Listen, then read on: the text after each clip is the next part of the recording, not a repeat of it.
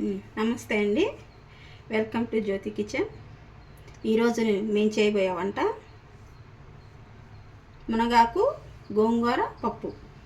దానికి కావాల్సిన పదార్థాలు: 1 కప్పు గోంగూర, 1 కప్పు మునగాకు, 1 కప్పు కందిపప్పు, 2 ఉల్లిపాయలు, 3 టమాటాలు, కొంచెం కొత్తిమీర, 4-5 వెల్లుల్లి రెబ్బలు, 2 పచ్చిమిరపకాయలు, 2 ఎండుమిరపకాయలు.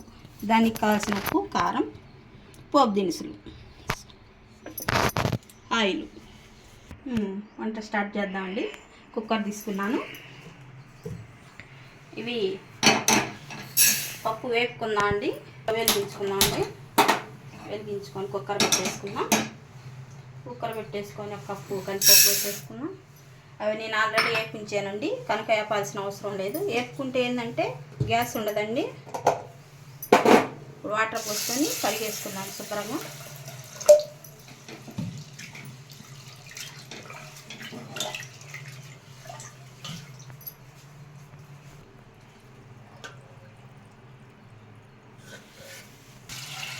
వాటర్ కొంచెమే పోసుకోవాలండి, ఎందుకంటే కుక్కర్ కదా, తక్కువ నీళ్ళే పడతాయి.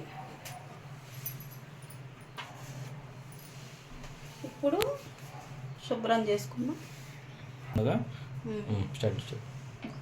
చెప్పేదేగా శుభ్రంగా కడుక్కున్నానండి పప్పు.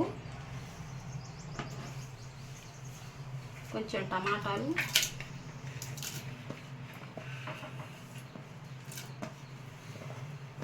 ఉల్లిపాయ, పచ్చిమిరపకాయ, కొంచెం తాలింపుకి పెట్టేసుకున్నాను.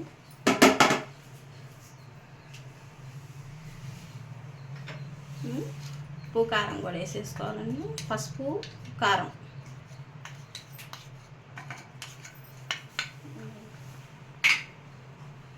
అలాగే కప్పు మునగాకు. నేను ముందుగానే శుభ్రం చేసి పెట్టానండి. అలాగే గోంగూర. మునగాకు అందరు ఇష్టపడరు కదండి, అందుకని ఇలా కలుపుకుంటే పిల్లలు తెలియకుండా కూడా తినేసేస్తారు. ఇప్పుడు పప్పు పొంగకుండా 2 చెంచాలు ఆయిల్ వేసుకొని పెట్టేసుకుంటే కుక్కర్ పప్పు పొంగదండి.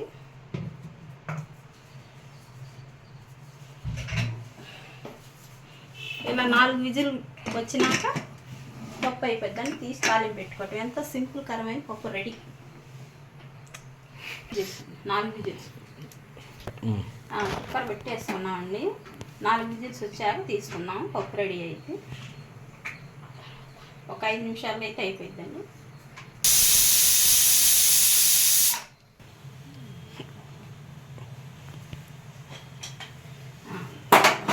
విజిల్స్ 4-5 వచ్చినాయండి. ఆపేసేద్దాం. ఆపి పప్పు చూసేద్దాం. మనకి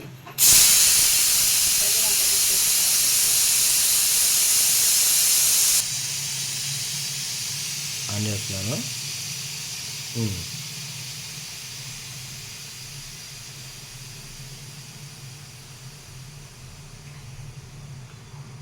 ఆవిరి మొత్తం పోయిందండి.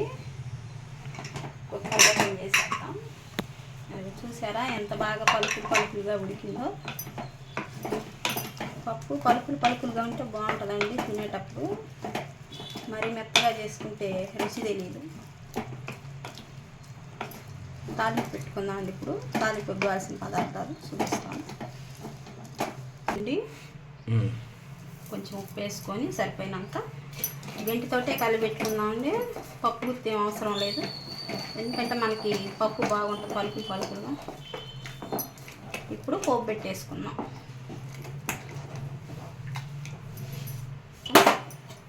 పెట్టేసుకున్నామండి. ఆయిల్ పోసుకుందాం. 2-3 స్పూన్లు సరిపోయిద్దండి, పప్పే కాబట్టి ఎక్కువ ఆయిల్ పట్టదు. అవి వేడయ్యాక ఎండుమిరపకాయ, వెల్లుల్లి, మినపప్పు, పచ్చిపప్పు, జీలకర్ర, ఆవాలు.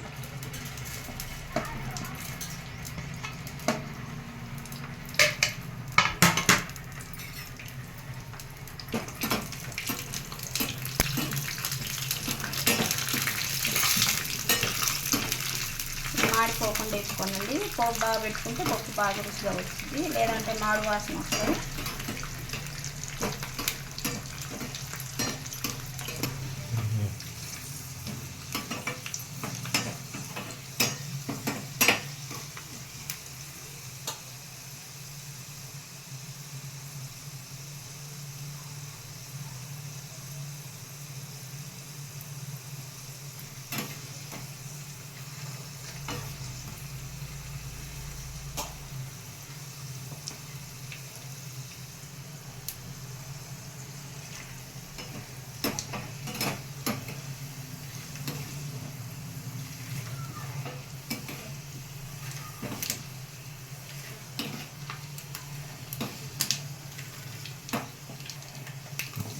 వేసుకున్నామండి.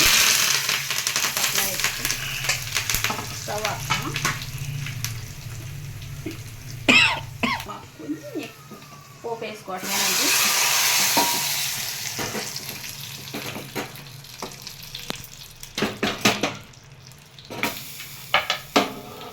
ఇప్పుడు వేడి మీదే కొత్తిమీర చల్లుకున్నామండి. కొత్తిమీర పచ్చిది వేసుకుంటేనే బాగుంటుందండి, ఎందుకంటే ఆ వేడికి మగ్గిద్ది. కొత్తిమీర అంతా ఉడికితే అందులో విటమిన్ అంతా పోతుంది.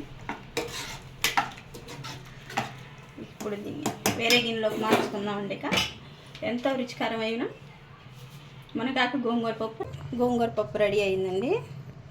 ఇప్పుడు వేడివేడిగా వైట్ రైస్లోకి నెయ్యి వేసుకొని పప్పు వేసుకొని తింటే చాలా బాగుంటుందండి.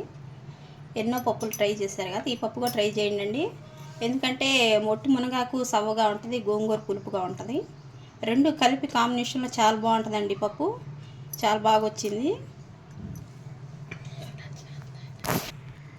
ఇదిగండి మా పప్పు మీకు నచ్చింది అనుకుంటున్నాము. చాలా బాగుంటుందండి, ఒకసారి ట్రై చేయండి. మా పప్పుని తినండి ఒకసారి. చూసారు కదండి వంట. ఈ వంట కానీ మీకు నచ్చినట్టయితే లైక్ చేసి షేర్ చేయండి, సబ్స్క్రైబ్ చేయండి అండి. మా సిస్టర్ ఛానల్ని కొంచెం సపోర్ట్ చేసిన వాళ్ళు అవుతారు. Thank you.